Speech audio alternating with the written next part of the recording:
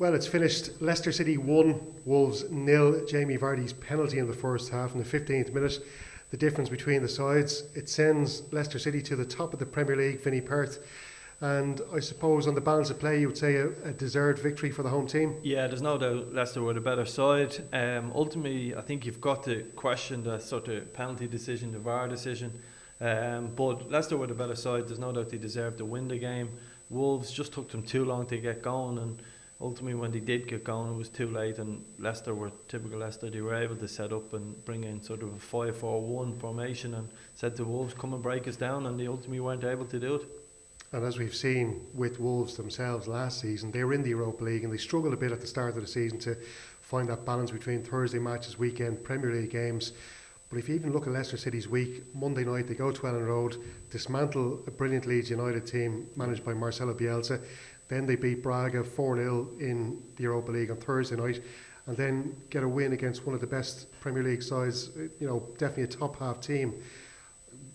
What impressed you most about the victory today when you consider all of those? I suppose I don't think they were at their fluent best today. I think, but they showed there's a real strength and depth in their squad the whole week that was in it. I think what Brendan Rodgers does is he creates a culture in your club of really good players who understand the game, and the recruitment at Leicester has been phenomenal. Mendy, Timmerlands in midfield, just brilliant performance from them. They're a really, really strong outfit, and someone like Brendan Rodgers, for me, he gets some criticism at different stages. Maybe the Liverpool thing of not being able to capitalise with that team and getting them over the line that year, but what he's done at Celtic and what the platform he left at Liverpool, I believe the culture he left for Jurgen Klopp to take it on to the next level, and what he's doing now. Listen, people will have been talking about Bielsa, how good he is, but Brendan Rodgers went and tactically gave him a masterclass last week. I think Brendan Rodgers for me has been phenomenal, and ultimately Leicester, the difference with this Leicester team and the one that won the league is whether Brendan can get this team to win the league. Is they've got different ways of doing it, they've got different formations, and in the modern game you got to have that, and he's done an exceptional job. Eyebrows were raised when they spent €32 million on a young 19-year-old centre half, Wesley Fofana. I've been banging on about this guy since Thursday night when I saw him playing against Braga. He is absolutely brilliant. What attributes do you see in him that makes him such a good player? Again, the very, very best players and the very best centre halves, and you look at the best in the world at the moment has been Van Dijk. They look calm, measured, there's no big panic on them, and that's what he does best. But he made a brilliant block in the first half when it looked like Neto was just about side foot finish. He's headed a couple of balls under pressure, cleared them, and he's able at one stage to step out from the back and go on a 30-yard mazy and pick out a pass to Vardy. So it looks like he has it all. Again, he's a young lad, but it looks like he has it all. You've got to say the recruitment at clubs like Leicester has been phenomenal, and it's put a lot of the top teams to shame. They don't tend to take a chance on these players, but if they pay 30 million for him, it won't be long before they'll have an opportunity to sell him for a lot more money than that. And again, if he gets into the French national team, which the form he's shown now means he's a right good chance of that, he could be worth a lot of money to Leicester, and he could be part of them minimum getting to a Champions League spot, if not pushing Liverpool and Man City all the way. Yeah, I'll mention to you about the title now in a moment, but just to say as well, and listening to Leicester supporters discussing their team, they feel now that there's a strength and depth right throughout the squad, but possibly the only area that they feel they could be a little bit short on is if, touch wood for Leicester, if Jamie Vardy was to get injured. That's where so many of their goals come from.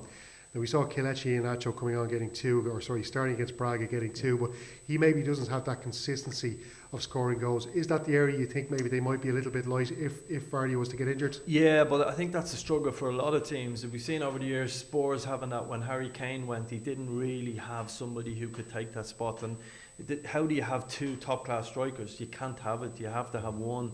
I think Iheanacho was good. He's a good player. He's obviously not the level of Vardy, and he also doesn't play necessarily the same way.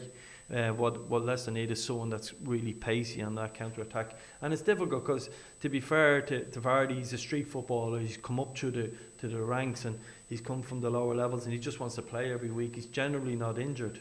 But that will only be tested until he gets injured, what he can do. So it's a difficult one. But what did he do? Did he go out and spend 40 million on a guy to sit on the bench behind Vardy?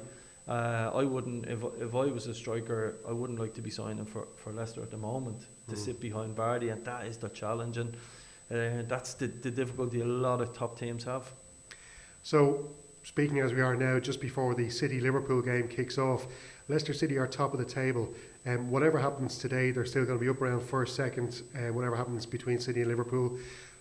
How realistic is a title challenge from Leicester City? I get the feeling from speaking to you in commentary, you seem to think that they could push these sides all the way. Well, it's funny, Leicester may not get to the Champions League spots and they may win a league, okay, because that's the difference in this league this year. I don't think it's going to be a record-breaking amount of points. I think teams, Liverpool and Man City, will drop points.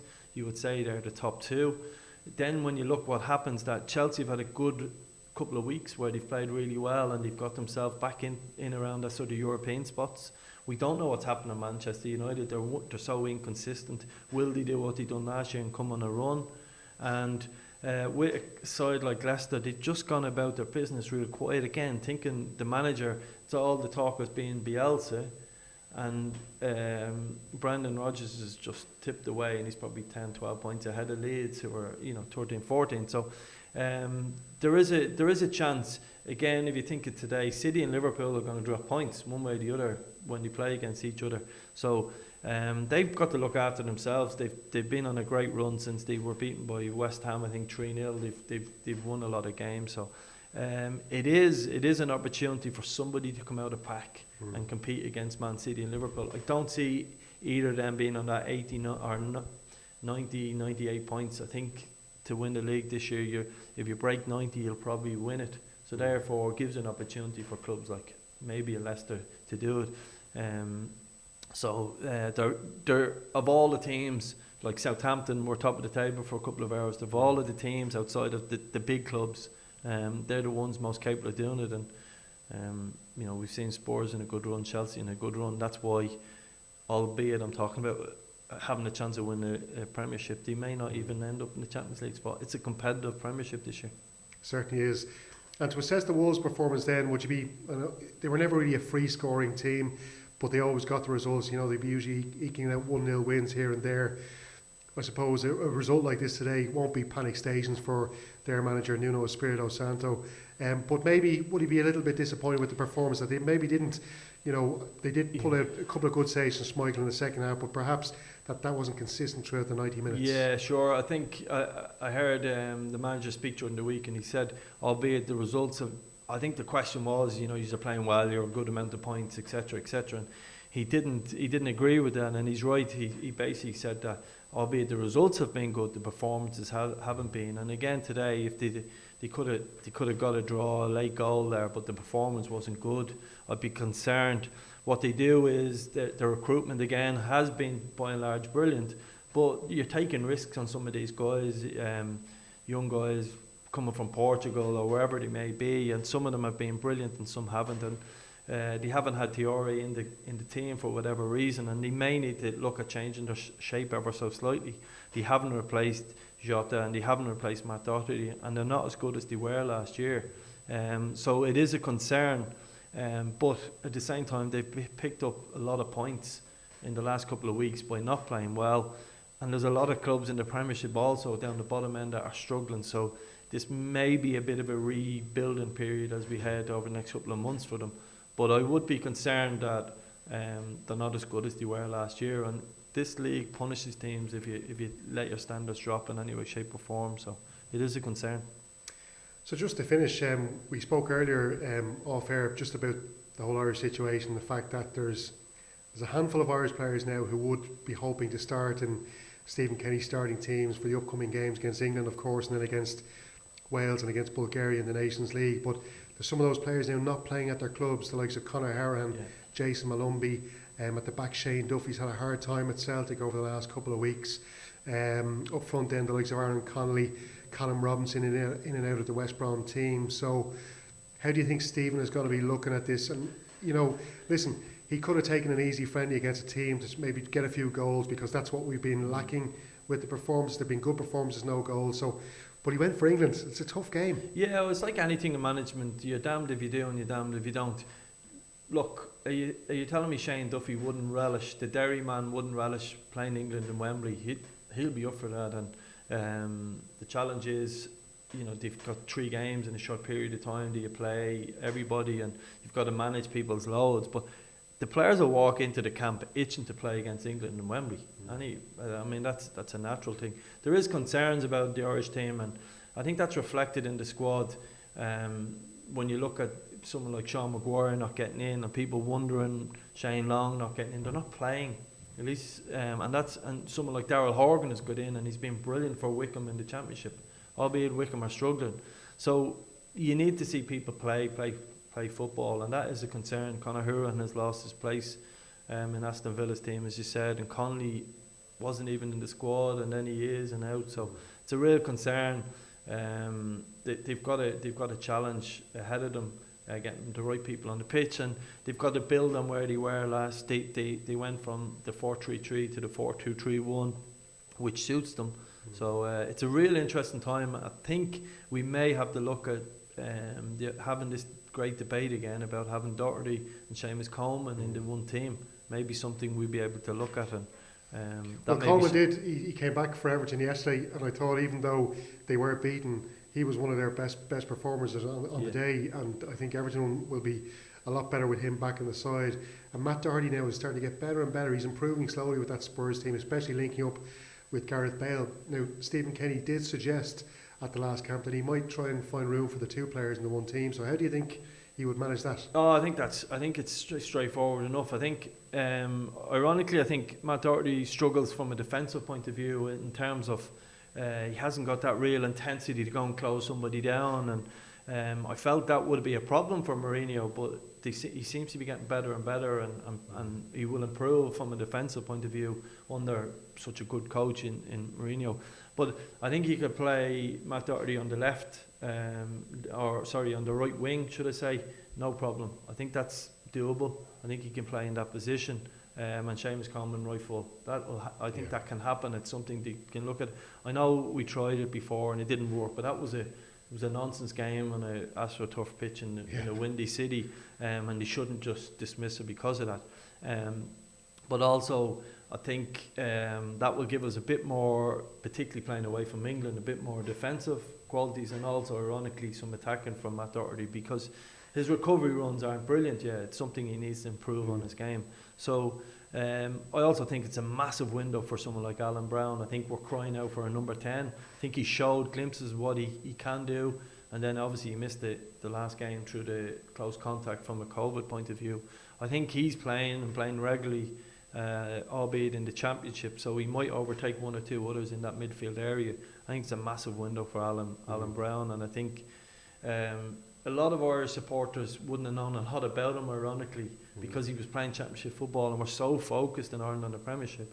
He could be a big plus for this Irish squad in the next window, so it's interesting. A lot of people were maybe wondering why Jack Byrne didn't get a run out. I can see, and you talk to old Irish internationals, even the likes of Kevin Kilbane and players like that, who do talk about that there is such a big step up, from the level even of champions of the Premier Division here, that it is a big step up to the international stage. And I know Jack got a run out last year. He did well. But what do you think Stephen Kenny's thinking is on that kind of thing? I'm not sure. I haven't discussed it with him. I spoke to him recently, but we didn't even discuss football. So it was all about, we hadn't caught up in a long time, and about each other's family and stuff like that. So I don't know, but look, there's no doubt Jack Byrne is a phenomenal player. He's somebody who can, a little bit like the Wes Hewland situation, can create things from that, probably in that number 10 position. We lack someone to pick out the passes that Jack has in his locker. Of that, there's no doubt. He hasn't played a lot of football because of the COVID issue. He did play the last 2 games for Shamrock Rovers. He was just okay by his normally high standards, but he's going to be thereabouts. I think we might see him in this one, but I think we'll have a 2-man midfield, depending. It could be Malumbi and Hourihane, it could be Hendrick Hourihane. All of that stuff will be debated. I think we might see Alan Brown being more the number 10. And listen, it is a massive step up from, bossing games against Sligo, Dundalk, Finn Harps, to going to Wembley and bossing games. It's two different things, and we've got to be pragmatic about when we use Jack. But I hope he gets his chance soon and a chance to shine, but maybe just not yet, and maybe he needs to come into a game and see where that goes. So it's difficult. I know the League of Ireland fan in me is shouting for him to give him his chance, but Alan Brown, for me, as I said, is a big opportunity for him in this window, and as does Conor Hurahan and Jason Malumbi. So there's a lot of talent in that area. The debate between Cork and Dublin will be raging going into this game. But just to finish then, Vinny, because you know Stephen so well, and you know it's interesting because I think there are so many people rooting for Stephen and want the results to start turning his way, because the performances have been, there's been flashes of really good stuff there. And it must be frustrating for him that we just haven't managed to, that Ireland have managed to score a goal. So how do you think he'll be handling this? Because he comes across as such a laid back character that doesn't let the pressure get to him. But do you think going into this international window he will be feeling pressure? I'm not sure. I mean, if he was feeling pressure, the last thing you do is take England, who usually qualify and play friendly so well. But I mean, Stephen is a glass is half full man. He'll take all of the positives. You know, we had so many different opportunities to score. We should have scored, and Hurahan should have scored, as we know, and maybe Alan Brown should have scored, and different bits and pieces. He's building a squad. He's changing the squad. He's changing the mindset. No one said it was ever going to be easy. I think there's got to be a little bit of patience. I understand that patience will only last so long. He'll understand that. He'll want a confidence boost and win at some stage. But again, we've got to, if we want to change how we play, then you've got to give it time, and you've got to let people do it. We look at Southampton, for argument's sake, who went top of the Premiership. They were beaten 9-0 a year ago. I presume people were calling for the manager's head. They've just started the season brilliantly. We've got to get away in football from knee-jerk reactions and using 4 or 5 games to judge people. And if Stephen Jurgen Klopp even is an example, isn't he? First couple of seasons in Liverpool, it took him a while, didn't it?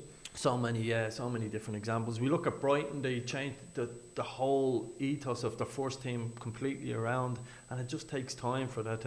And we've got to be patient. And if we want to play football, I'd rather watch Ireland, you know, score 3 goals, and if they lose the odd time 4-3, so be it. At least we score 3 goals and go out and all attack. What we were doing for a number of years wasn't good enough, and it wasn't getting the results we need.